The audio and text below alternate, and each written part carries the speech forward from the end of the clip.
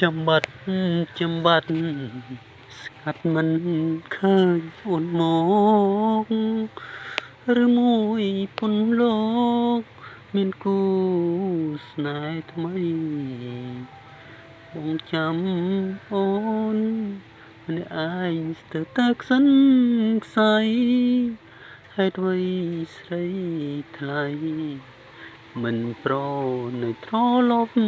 មកអស់ពេលវេលាហេតុអ្វីក៏ដើរលឿនម្ល៉េះឲ្យទ្រូងខ្ញុំស្ទើរប្រេះព្រោះតែរងចាំជីវ៉ាបាត់អូនយូរពេកទឹកភ្នែករៀមសែនសោកាវិលមករួមស្នេហាជីវ៉ាកុំចាំបងតាម